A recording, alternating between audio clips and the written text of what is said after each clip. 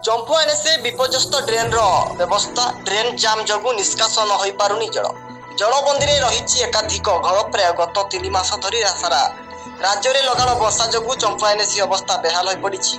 विभिन्न स्थान में वर्षा जल निष्कासन हो न पारिबारु लोके जलबंदी हो रही देखा मिली, जहां नहीं स्थानीय लोकों भितर असंतोष प्रकाश पाई। चंपू एनएसए वार्ड नंबर 13 चंद्रशेखरपुर नुआगारे वर्षा जल निष्कासन हो न पारि घर चारिपाखे जमा हो रही और एकाधिक परिवार जलबंदी हो रही। स्थानीय लोकों कहवा अनुसार दीर्घ दिन वार्ड रे ड्रेन सफाई हो न ड्रेन जाम हो पानी जीवा बंद हो जाइछि। फल वर्षा पानी घर चारिपाखे जमा हो कृत्रिम पोखरी परिणत हो। निकट में घर गुड़िकर कांथ पड़ी धनजीवन नष्ट होबार आशंका सृष्टि होइछि।